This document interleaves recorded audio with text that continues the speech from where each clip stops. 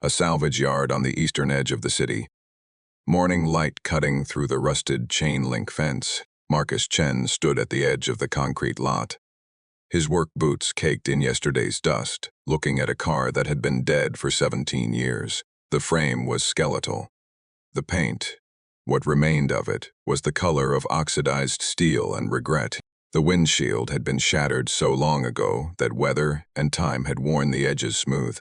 To anyone else walking that lot on a Tuesday morning, the car was scrap. Inventory, a liability waiting for the crusher. Marcus saw something else. He didn't know why.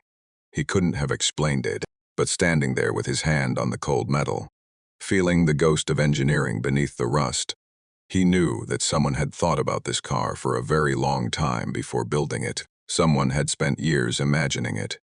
The proportions were wrong for a production vehicle. The wheelbase was long.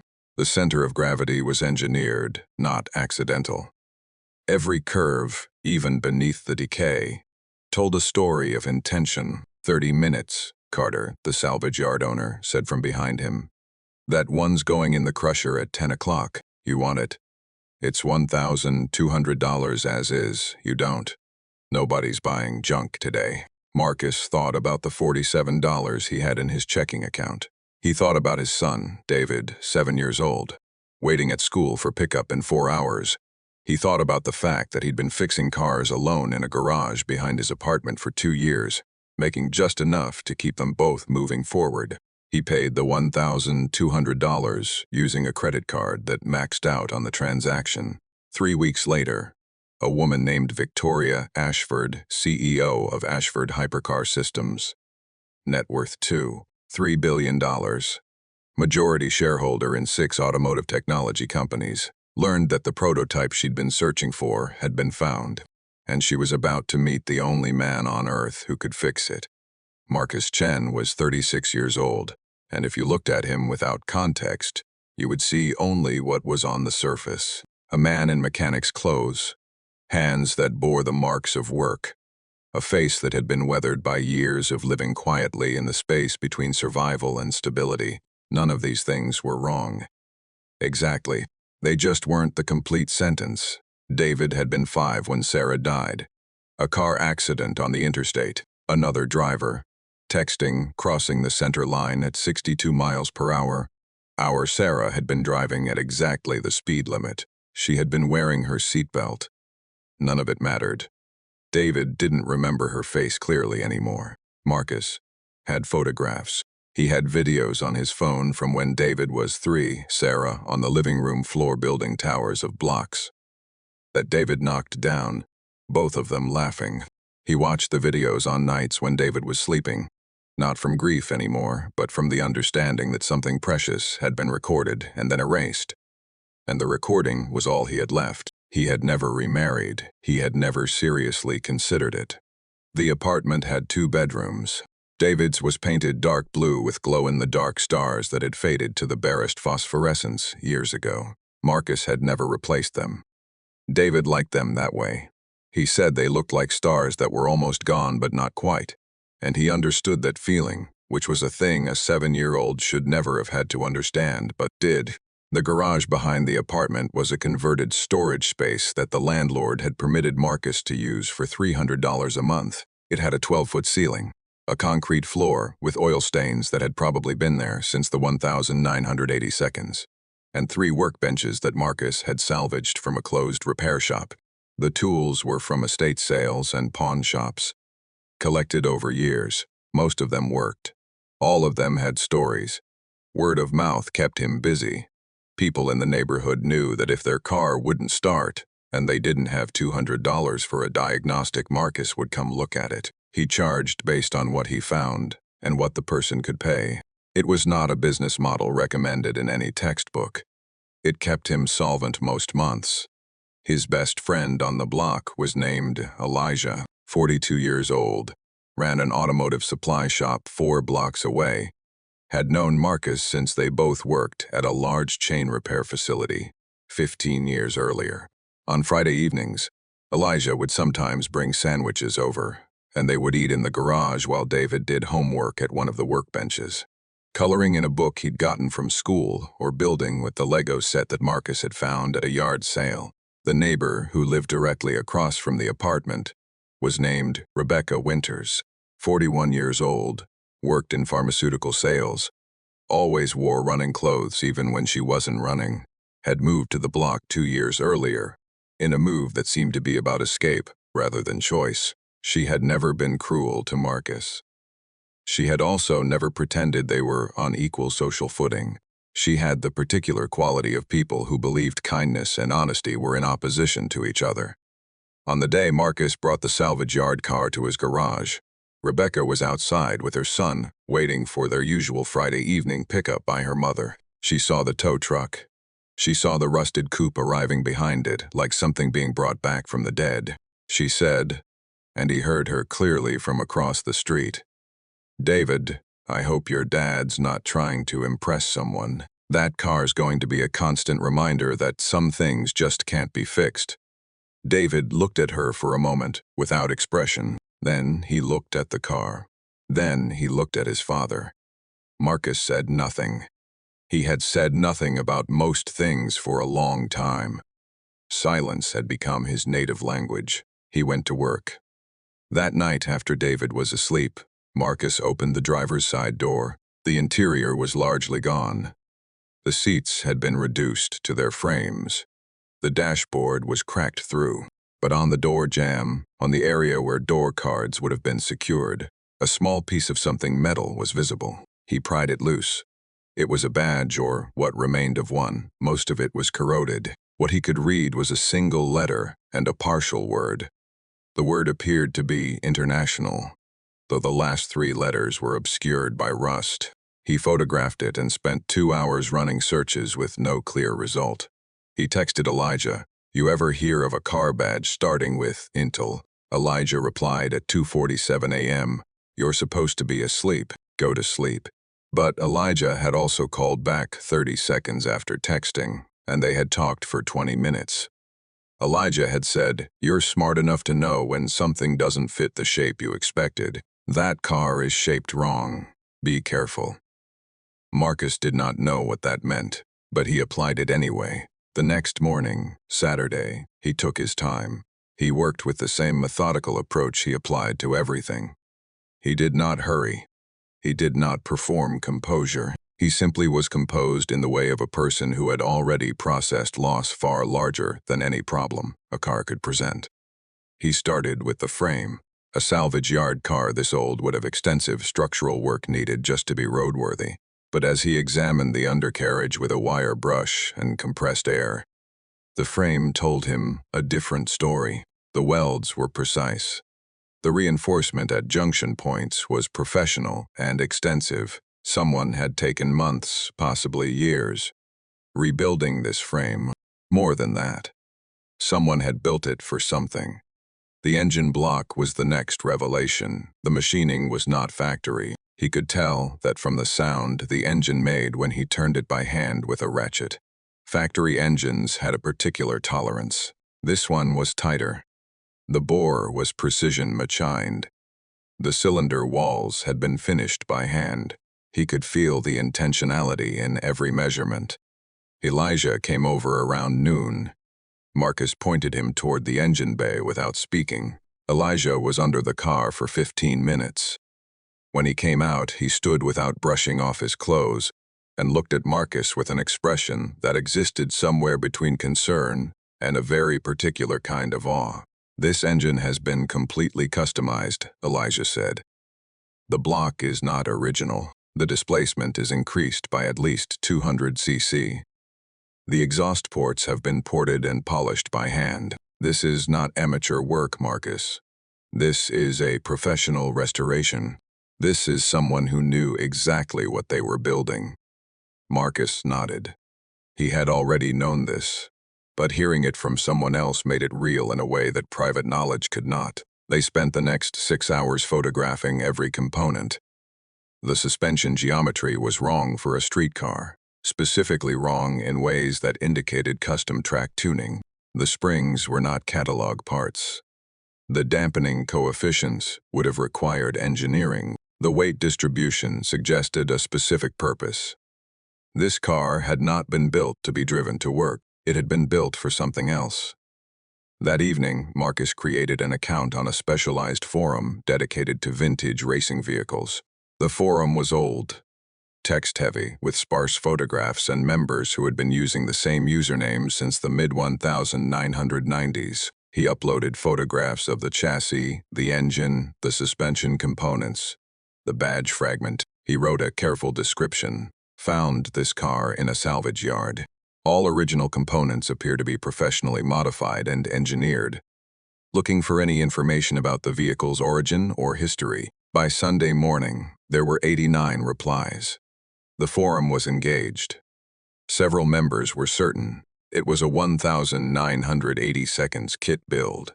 Someone's ambitious project assembled from aftermarket catalogs. 2 members, who identified themselves as having worked in professional motorsports, were less certain. One member posted, "If that's what I think it is, you're holding something that disappeared 35 years ago. People in this community have been looking for it ever since." Another message came via private email from a forum administrator. "Stop posting public photographs. For your own safety, do not continue this thread. Trust me." Marcus printed the entire forum thread and put it in a folder. David came into the garage around 4 p.m. on Sunday. He was carrying Sentinel, a stuffed bear that had belonged to Sarah's family, passed down to David after her death. David had carried the bear everywhere for 7 years. It had lost one button eye. It had been repaired twice with mismatched thread. David did not care about any of this.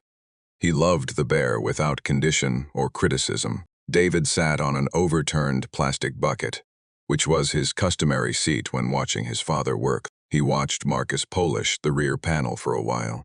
"Does the car have a name yet?"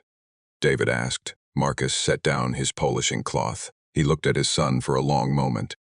David was sitting very still, one hand on Sentinel's head, tilted his head slightly, as though he was listening for something beyond what his ears could hear. "Not yet," Marcus said. "You want to pick one?" David looked at the car seriously, in that particular way he had of studying something, as though the answer was encoded in its shape. After a moment, he said, "Nithok." Marcus was very still. "That's a good name," he said finally, and he meant it. On Monday afternoon, while David was at school, Marcus was working on the B-pillar, the structural support between the doors. The paint was thicker on the passenger side than anywhere else on the vehicle.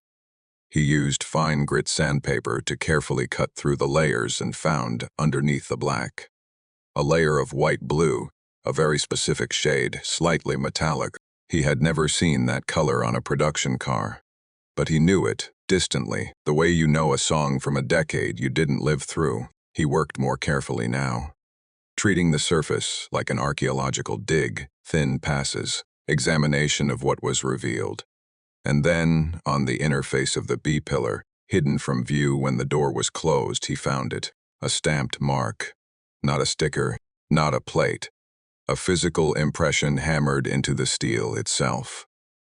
A number, and beside the number, a stylized signature rendered in 3 connected letters. He photographed it with his phone and searched for 3 hours without sleep.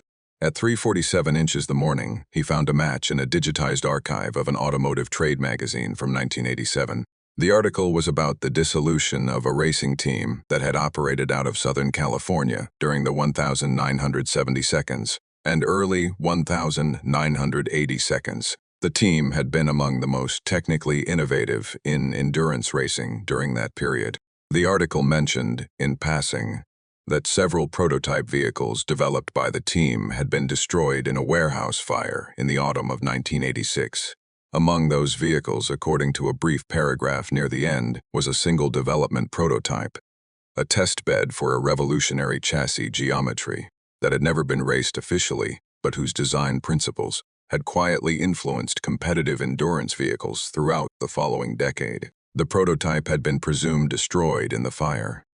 It had never been seen again. The stamped signature belonged to a man named Marcus Webb. The article identified Webb as the lead engineer of that racing team. It also noted in a single sentence that he had died in a testing accident in 1985, 1 year before the fire that was supposed to have taken the car with him. The team had been owned and operated by Victoria Ashford. Victoria Ashford had inherited $400 million from her grandfather. She had transformed it into $3 billion through strategic investments in automotive technology, racing ventures that had paid off spectacularly, and a personal collection of historic vehicles that had appreciated considerably over the decades. But there was one vehicle she had never found. The Nighthawk prototype had been Marcus Webb's life work. He had spent 4 years designing the chassis geometry, 2 years building the prototype. The car was supposed to prove a theory about weight distribution and aerodynamic efficiency that Webb believed would revolutionize endurance racing. The car was supposed to race in 1986, but Webb died in a testing accident in July 1985. And the car sat in the warehouse, unraced and incomplete, waiting for someone to finish what he'd started. Then the warehouse burned. Victoria had lost her mentor, her lead engineer, and the most innovative prototype her team had ever built, all in the span of a year. For 35 years, she had believed the car was gone. Marcus Chen sat in his apartment at 3:47 inches the morning, looking at the article on his phone screen, understanding that he was holding something that a woman worth $3 billion had been searching for. He called Elijah.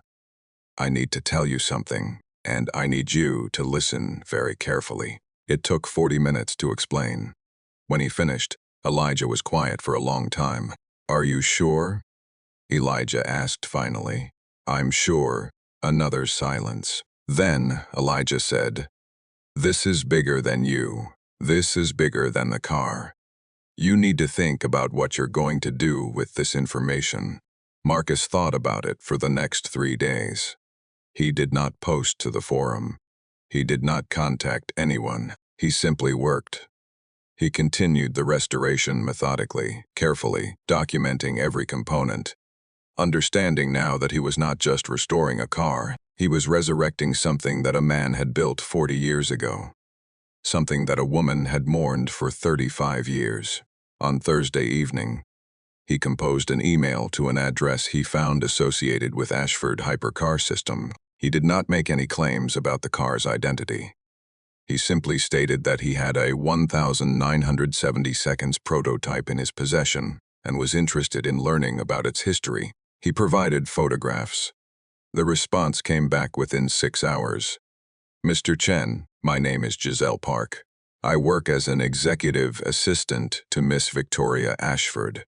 Miss Ashford has become aware of your message. She would very much like to meet with you regarding the vehicle in question. A meeting can be arranged at your earliest convenience. Please confirm." Marcus read the email 5 times. Then he sat in the garage in the dark for a long time. David was asleep in the apartment. Elijah was not home.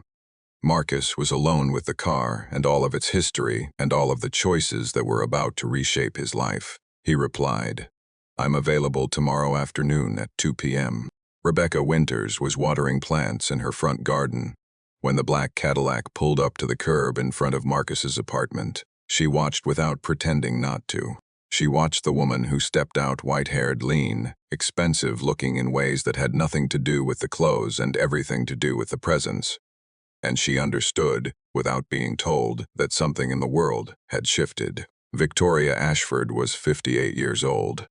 She moved the way people moved, who had spent their entire life expecting the world to accommodate them. She did not move with arrogance. She moved with the simple certainty of someone who had always gotten what she wanted, or had destroyed anyone who stood in her way, or both. Giselle Park followed her, tablet in hand, standing to the side in that particular way of people who are present without being part of the meeting. Marcus was standing in the driveway when they approached. He was wearing the cleanest flannel shirt he owned. His hair was combed. His hands were clean. He had the particular quality of a man who had performed the minimum necessary preparation and was satisfied with it. Victoria Ashford did not greet him. She walked directly toward the garage with the purpose of someone who already knew where she needed to be. She stopped when she saw the car. She walked around it slowly. both hands sometimes extended, occasionally touching the surface. Her face did not change expression, but something moved behind her eyes. She stood at the rear of the car for what felt like a very long time. When she finally spoke, her voice was quiet and level. "I built this car, 1970 through 1972. It took nearly 3 years, and it cost me more than money. I was going to race it in 1974, but the driver, the engineer who designed it, died before he could see it run." She paused. "I believed it burned in a warehouse fire in 1986. I believed it was destroyed. For 35 years, I believed that." She walked to the passenger side and crouched down to look at the B-pillar. She was silent for several minutes. Then she pressed one finger to the stamped signature in the metal. She held it there without moving. Marcus Webb put his mark on every structure he built by hand. She said finally, her voice lower now, more controlled. "He would say that an engineer should sign their work the same way an artist signs a painting." She straightened. He never got to see this car race. David appeared at the garage door. He had come home from school 20 minutes earlier. He had seen the expensive car. He had understood, with a child's instinct, that something important was happening. He was holding Sentinel, the stuffed bear, and looking at Victoria Ashford with an expression that was evaluative and calm. Marcus turned and said, "Come here." David came over and stood next to his father. He looked at the old woman, then at the car, then back at the woman. "What's the car's name?" the woman asked. "Nighthawk," David said. "Dad and I named it together." Victoria Ashford's expression changed in a way that was small but visible. She looked at the car. She looked at the name that David and Marcus had given it without knowing its history, and something moved through her face. Not emotion exactly, but the recognition of something that was too precise to be coincidence. "That's a good name," she said. Then she looked back at David and said, "Did you know I had someone I cared about very much named Marcus Webb? He was a brilliant engineer, the best I ever worked with. He would have liked you naming that car." David considered this seriously. "Did he build it?" "He designed it," Victoria said. "He spent 4 years imagining it. Then someone else built it with him." "That's like me and my dad," David said. "He imagines things for cars and I help." Victoria stood very still. She looked at Marcus. Her eyes were the color of winter water. Giselle stepped forward with the tablet. On the screen was a number, $3, 8 million below. It was a brief outline of a purchase agreement. Victoria said, "I don't negotiate this kind of thing. That's the value to me. You can say no. You don't have to answer today. But I need to know if you're willing to let this car be publicly preserved and displayed. I need people to know that Marcus Webb's work survived. I need his name on a placard where people can read it." Marcus looked at the number. He looked at his son. He looked at the car. He did not answer immediately. That evening, after Victoria and Giselle had left, Marcus sat in the garage for a long time without doing anything. David was inside watching television.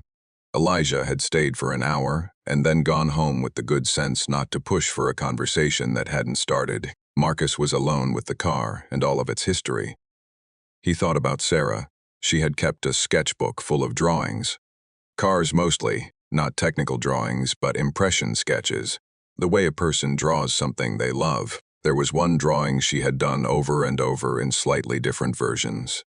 A long, low coupe with a steep windshield and rear wheel arches that looked carved rather than stamped. He had looked at that drawing 100 times without knowing what car she was drawing. He understood now that she might not have been drawing from a photograph or memory at all. She might have been drawing from intuition, imagining something she had only read about. Something that existed in the history of racing, but hadn't been seen in the world for 4 decades. He thought about David giving the car a name, Nighthawk.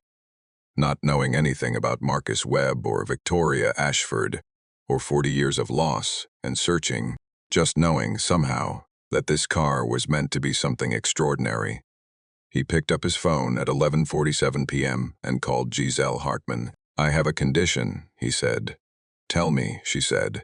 The car gets displayed publicly. Museum, racing exhibition, somewhere people can see it. Not a private collection. Yes, Giselle said. Miss Ashford anticipated that. She already has a venue in mind. And the placard, Marcus said.